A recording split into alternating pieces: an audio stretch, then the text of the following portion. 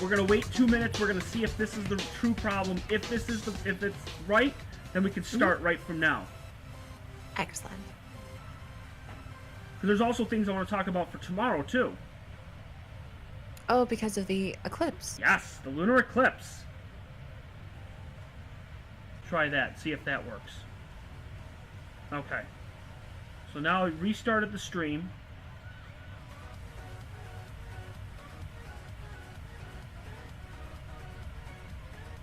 Got it. Okay, looks like we're back in business. Sweet. Very sweet. I'll take it. Okay. So that just took an hour and 15 minutes. Oh man. And we probably lost about 65 people that have come on and then said, "Oh, screw it." Yeah. Okay, we're gonna wrap it up. No, I'm just kidding. But it looks like some people are coming back. Yeah, they're going to, because what they'll say, "Oh, he'll fix it." Yeah, it may happen again. Exactly. So say your questions in about 1.6 seconds. 1.6 seconds. Ready to go. Quickly. Ready to go. Okay. No, I'm just kidding. No, I'm just kidding. Well, my first question for you is, when did you first become interested in astronomy? When I first became interested in astronomy was when I was a little kid. That, like anybody else, when they're a little kid, they want to go into astronomy. They look at the moon, look at the stars. I mean, you hear that all the time. Yeah. I see the moon. I wonder what it looks like close up. I really, really got into astronomy in 2012. Okay. So in 2012 is when I decided I'm going to go get a telescope. The first telescope I ever got was a Meade ETX 90. It's a 90 millimeter Cassegrain tabletop telescope. It was portable. So it worked out really well. I had that for about 2 years. So. And do you remember the first object you captured? The first big major object you captured? Well, let me ask you a question. What do you think it is? I would think maybe you started with the moon. Yep. Maybe? Yep. Okay, gotcha. Like anybody would, that's the most, object that's right there in front of you. Seeing the other objects are going to be a little bit tougher, of course, naturally, but... But, yeah, so that's the first object that I've ever gotten. The second object that I ever got was Saturn. Oh, nice. And were you able to get the rings pretty good? Yes, with the 90 millimeter I could, yes. And do you have any dream objects or events that you want to capture? Like something you want to see, or, it hasn't happened yet, like an event? Solar eclipse. Like a full solar eclipse. Nice. And so when did you started your YouTube channel? Like, what made you decide to start your YouTube channel? The biggest one, I think, was in 2016. I was asking people to, come out. Say, hey, you want to come out and look at this or look at that? And nah, I'm busy. I got something to do. I don't feel like leaving the house. I got something, I got that a lot for about 4 or 5 months. Going all the way from February and March. Like, February and March is when Saturn usually comes out. You get the planets and stuff and the moon. And by April, I got sick and tired of people telling me I don't feel like going out. Like, I would literally just be sitting here looking at stuff by myself.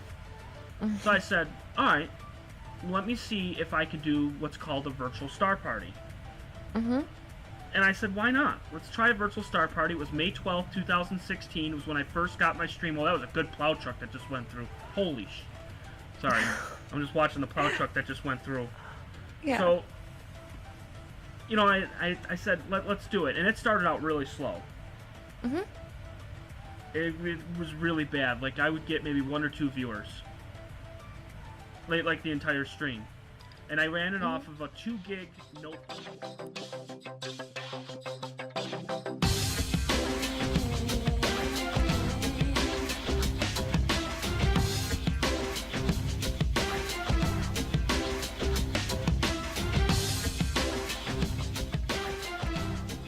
Okay, we are live.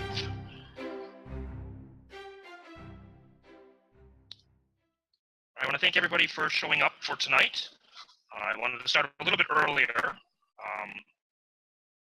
Just want to make sure that everything is working fine, that I got the bugs all figured out from last night. Last night I tried for a little bit, did not get the sound exactly the way I wanted it to. Really bad. The speakers were terrible. And as I said last night, the processing speed was terrible. It was bad. It was absolutely horrible. So, Oh man. yeah, it took a while before it started to really take off. But that's the main reason I wanted to actually start the streams was to actually get people involved in astronomy, and family, friends, neighbors, whoever it was, could actually sit there and it'd be like they would actually be sitting next to me looking at the objects instead of driving all the way out here, spending all that time. They'd already be home. So it makes it a lot easier, and that's why I started doing it. And it was just one of those things that if it worked, great. If it didn't, you move on. Yeah. So I want to get your opinion on some astronomy questions. Okay.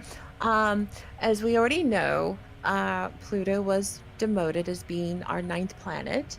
But based on your opinion on what you think, what the true definition of what a planet is, do you think Pluto should still be considered our 9th planet, or just a dwarf planet object? What do you think? Well, I think it should be a planet. It's spherical. It orbits the sun, just like any of the other planets. The reason why Mike Brown demoted it was because it was small, and there was different characteristics that it just didn't meet. There are a handful of dwarf planets that are confirmed in our solar system. Ceres, which is an asteroid technically, but it's considered a dwarf planet. It's Ceres. Then there's Pluto, Haumea, and then there's my favorite, Maki Maki. I'm not kidding. It's actually it's spelled make. No, I'm not kidding. And then of course there's ones that are even further out, which are Sedna and Eris, but I don't think those are dwarf planets, but those are further out. But there's again spherical, and they do orbit the sun. But in my opinion, it should be a planet, and I know that there's a lot of people lobbying to bring it back. I mean, that's just my opinion. Okay. Very good answer. I have another question for you. So we all know about the Big Bang, like we were all familiar with this theory, and there's some debate as to how they think the universe is going to end. If it's going to end in the Big Crunch, where it just collapses upon itself, or there's the theory of the Big Freeze, where the universe just keeps expanding and expanding, and eventually things die out, burn out, and just it goes to a big chill or freeze. Do you have an opinion on what you think will happen? Will it be a big crunch, or do you think it'll just keep expanding until it just freezes out and dies out? Well, I can actually expand on it. There's actually a third one. Okay. There's actually a third one. Okay, please do tell. The third one's called the Big Rip. Oh. Yeah. So we know that it can collapse in on itself. We know that. We know that it's a deep freeze where it just keeps expanding on forever. Or what's called the Big Rip. Like, there's actual, like, space-time actually rips. Okay. And my opinion, what I think is going to happen is it's going to be the deep freeze. That's my opinion. I think the universe is going to keep expanding forever. And the stars are going to die out. Now, of course, this isn't going to happen tomorrow or next week or even billions and billions, maybe even trillions of years. But it will happen where these stars are going to start dying out, and they're going to become so far from each other that it's just going to become the deep freeze, where it's just going to be vast of nothing. Like space itself is already cold to begin with. Imagine if there was like nothing to begin with. The space is expanding so fast that it's just... I think that's what's going to happen. Of course, I know other people have different opinions, and it's hypothesis, but just my opinion. I mean, I don't know what your opinion on it is, but that's what I think. Venus is Maki Maki, and it's actually spelled Make. That's how it's spelled. Haumea is an interesting one because it's shaped like an egg, which is very interesting. Okay, I have another question for you. I'm just loaded up with questions. Sure. Okay, so we all are familiar with Comet Hale-Bopp. Yep. Are there any estimated significant returns of any comets that are expected to be seen in our lifetime? Oh, in our lifetime, of course there will be. I mean, we know Haley Bop's coming back. We know that. But the year that it's coming back, Okay. I'm actually gonna. I'm cheating. I have to look it up because I'm pretty sure. Because the last time it came around was, I think it was in '97. You are correct. I think it was 97 when it came around. So I think it's like 75 years. I think. Okay. So my guess is I think it's like 2061. I think. Hmm. So that one is the big one. Now, of course, there was I'm gonna butcher this completely. The Hayutaki something. I think, trying to remember what the name of it is. Hayutaki. Mm-hmm. I think that's what it's called. That was another good one. But for big ones in our lifetime, it's a tough one because they come so frequently. Like 46P Wirtanen. We didn't know how big that was going to be, and it actually turned out to be a naked eye comet, which that's pretty incredible. 2013 there was one that's called Pan-STARRS. Now there's so many different Pan-STARR comets out there, but the one Pan-STARRS was actually visible. I used the camera to get it, and only took like a 2-second exposure at like dusk, and you could see the ion tail, and you could see everything. Mm-hmm. So it was super, super, super bright. So I mean, it can happen in a blink of an eye. So for bright comets that are coming up, time will tell. Yeah. Okay. I have a hypothetical question for you. Mm-hmm. Did you see the movie Passengers with was it Chris Pratt and Jennifer Lawrence? No. Okay. So the premise of the movie is they're in suspended animation on a spaceship, and they're going to be going to another, I guess, solar system to go extend life, human life somewhere else. They're going to go. Yeah. So, so like I said, what they do is they put them to sleep for hundreds of years because they're not going to live long enough to get there. But these people have to volunteer that they know that they're leaving all their family on Earth, everybody they know, because by the time they wake up in the new place, everybody they know on Earth is going to be dead. Yeah. But they're doing it for science, to help the human race continue and go on because Earth is in bad shape. Right. Would you ever consider, like with your family, like would you do something like that? Just like No. go on a ship? Nope. Okay. He's like, no. Absolutely not. Nope. And there's some people that will actually do it. And then some people will actually leave everything behind and actually go and do it. Well, you could even take it as real life with the Mars 2020 or Mars 2025, I think is what it is. That people are actually volunteering themselves to go to Mars and never come back to colonize Mars. Yeah. And there's like I think it's like 18 people, 16 people, something like that are going to go out, and like every 2 to 3 years they're going to keep sending more and more. Like if the first set is successful, they're going to keep doing it. In my opinion, I say go for it. I mean, if the person's really wanting to do that, to actually try, and there's doubters. There's people that are going to say, don't do it, it's stupid. We're never going to colonize another planet, but you got to try. Mm-hmm. I mean, you don't know. Like tonight, you don't know if you just keep trying. You don't give up, and if it fails, figure something out. They want to terraform Mars. I forgot who it was. Somebody told me how to actually terraform Mars is they actually have to reset or actually redo the magnetic poles for Mars to terraform it because it doesn't have a magnetic sphere. So radiation can actually hit Mars, and it would just... Oh, it was on P&K Science. That's what it was. It was on one of their channels, and they were talking about terraforming. And I said something about, oh, well, you could do it. And I said, I'm sure you could do it. And then like, well, how are you gonna reset the poles? I'm like, excuse me? I'm like, I don't know how to do that. And they're like, oh, you can just reset it by putting something out in space to actually deflect it and actually create a man-made magnetic sphere. Wow. I thought it was kind of interesting. No, that is interesting.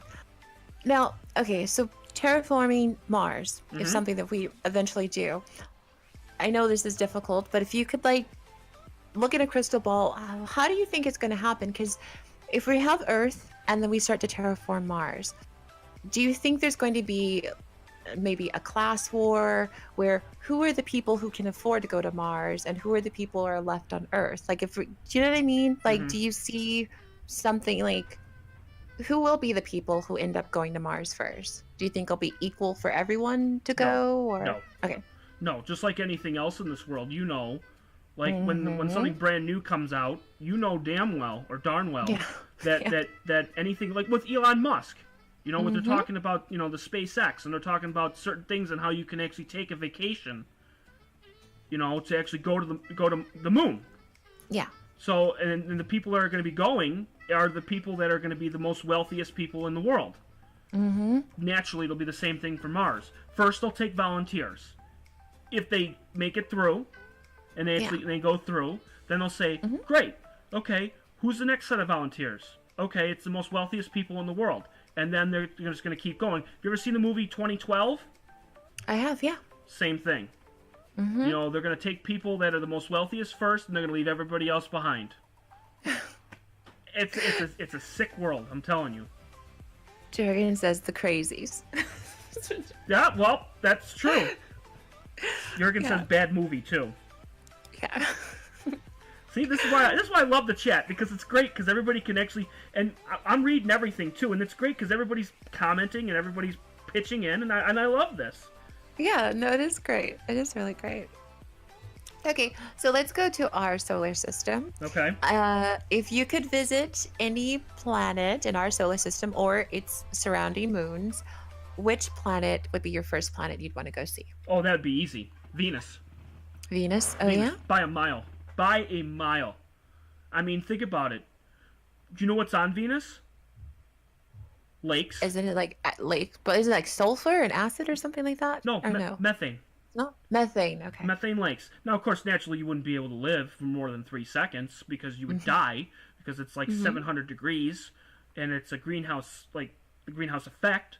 But it'd be so cool to actually physically go to Venus. I mean, it would be so awesome because you would actually see the actual lakes. You would see it would rain methane. Wow. I mean, there are places in the solar system. This is no joke. No joke. And I'm sure people can attest this in the chat room, where there are places that it rains diamonds. Oh my gosh. There are places that it rains glass. Just throwing that out there. Yeah, no, it's insane. It's crazy. It is crazy. So with Venus, is this true? You can correct. I might be wrong, but does Venus spin in the opposite direction? It rotates in the opposite direction to the rest of the planets? Yes. Is this true? Yes, I think it does. But it also it rotates at like 4.5 miles per hour. Yeah. So, and I actually have it pulled up. But a day on Venus. Okay, let's swing it to you. How long do you think a Venusian day is? I said 66. It's not even close. Really? Yeah. Oh my gosh. So if it's only going 4 miles an hour. Yeah. I mean that is slow. Oh my gosh.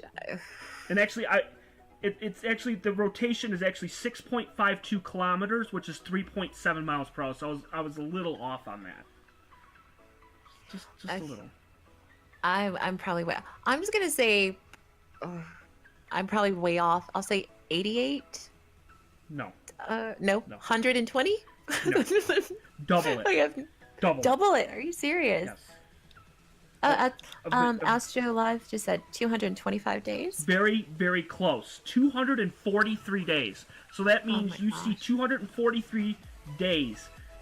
Or 243 days on Earth is 1 day on Venus. Oh my gosh. Compared to 23.943 on Earth for hours. That's insane. It really is. That is. That's like mind-boggling. So, on the subject of the length of days in the solar system, isn't it true that even though Jupiter and Saturn are like very big, but the days are actually very short because they actually spin very quickly? Is this? Jupiter spins the fastest out of all of them. Okay, and how fast is that? They call it a Jovian, is what they actually call it. A Jovian day, or Jupiter day, is 9 hours and 56 minutes. Wow. Compared to our 24.